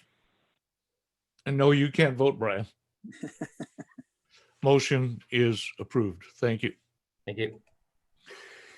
Okay, moving forward now, we have a number of things that probably won't take a whole lot of time. So I think we're on the last lap. Committee minutes and other reports. We have the Douro-Dummer Police Service Board minutes, and that is the Police Service Board meets every couple of months, and the minutes are there, and anyone wishing to look at them can certainly contact the township. Sheila and Heather are making the motion to receive those. All in favor? All opposed? Motion is approved. We're going to move ahead to bylaws. I will ask Madam Clerk to review the two bylaws that we're dealing with tonight, please. Thank you, Mr. Mayor. Before you, there are two bylaws on today's agenda. Bylaw 2020-31, and that's to amend bylaw 2020-26, which was the bylaw to adopt the tax rates for this year. This amending bylaw is to waive the interest and penalty on unpaid taxes for the current and previous years for the month of July 2020, in accordance with the resolution made by Council on the June 2nd meeting. The second bylaw before you is bylaw 2020-32, and it is to amend the delegation of powers and duties bylaw to authorize staff to respond to the completeness of the zoning bylaw amendment applications under section 34, 10.4 of the Planning Act, which was regarding the report that I reviewed earlier with council.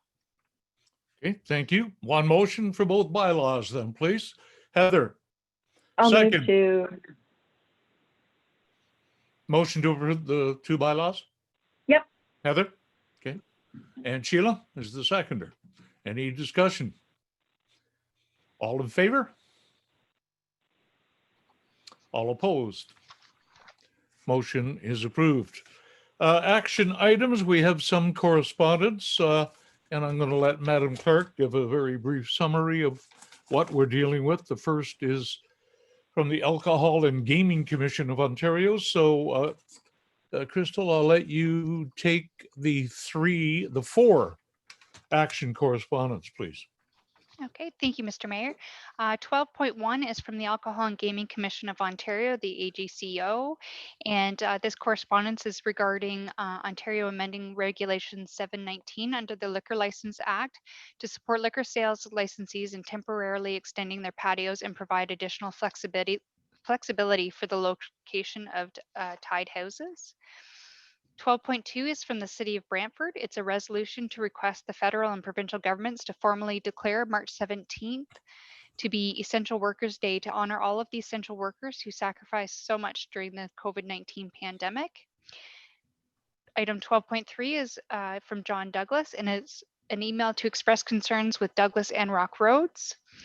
Item 12.4 is from the town of Orangeville, and it's a resolution to request that the Solicitor General be encouraged, to encourage common training requirements for all members of police services in Ontario as it relates to diversity, empathy, and use of force.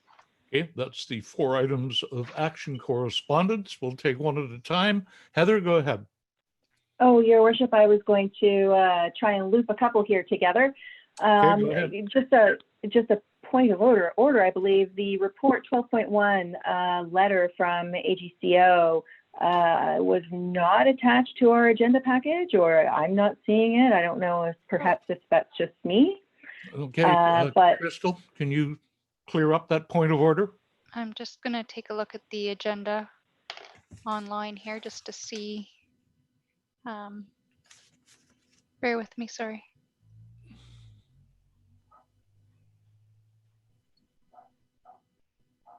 And No, there was no. no, I was no apologize. Yeah. Sorry about that. That's an error. I can forward it by email tomorrow and put it on the June 30th agenda. Put it on the next agenda then. Okay. That's fine. Thank you. Okay, number 12. And then Go ahead. Sorry, just continuing with that thought that I was going with, items number 12.2 and 12.4, I would move to receive and support, and just want to pull 12.3 out to discuss further. Okay, 12.2 and 12.4 to receive and support. Tom is the seconder. All in favor? All opposed? Good, thank you. And 12.3, the letter from John Douglas. I'm going to ask Jake to step in here in a second. Go ahead, Heather. Certainly, Mr. Douglas isn't the first person who I have heard about with respect to concerns. I would certainly like to hear from staff if they can help us address some of the concerns that are raised in Mr. Douglas's letter. Okay, I'm going to go ahead, Crystal. Sorry, Mr. Mayor. It appears that the temporary manager of public works had to leave the meeting a little bit earlier, so he's not on this call. Our temporary CAO is still available. I don't know if she would be able to speak to this. Okay, or... Martina, you're there. Hello. Can I know this has been, it's only come to my attention the last day or so, the situation of Rock Road. Mr. Douglas's letter is self-explanatory, although there were a lot of blackouts. But it appeared to me today that there were so many rumors going on about the construction of this road that the truth of it seemed to evaporate. I know I've had a few calls and I've had to talk to people, and the process for redoing this road, Rock Road and Douglas Road, is exactly the same process as we use for any surface road. We did it last year for Clifford Road, where we dig it up, we put gravel down, and we let it pack down for a good length of time, and then the surface treatment goes over it. So I've heard all kinds of things today that it's turning into a gravel road now. What's all this about? Well, that's not true. It's not. So Martina, can you kind of put some reality to this? That's what I hope to get Jake to do. Absolutely, Mr. Mayor. So you're correct. This is a 2-year project. So this is year 1. It just began. So in year 1, 2020, we are removing the surface treatment from both of these roads. We're applying a new topping of gravel to improve the roadbed surface. We're also ditching and installing new culverts to improve drainage to these roads. And then in 2021, we will be we will be regrading the road to ensure that the surface is prepared, and then we'll be applying 2 coats of surface treatment to both of the roads. So it is a 2-year project. At the moment, staff and the contractor have started the work on both sections. We are waiting for additional materials to become available to us. While we're waiting for that to take place, we have been watering the road daily to ensure that dust complaints remain to a minimum. And some of the driveways have started to be tapered so that people have proper access to their sites. And if you have any other questions, I'm happy to answer them. But So it is the a 2-year project. The road will return to the way it was. It will return even better than the way it was. Good. Okay, that's the gist behind that. Anybody with a motion? We just have the 12.3. Or did we receive all of them, Crystal? No, we didn't. Not 12.3. Okay, could I have a motion then, please? Sheila? Seconder?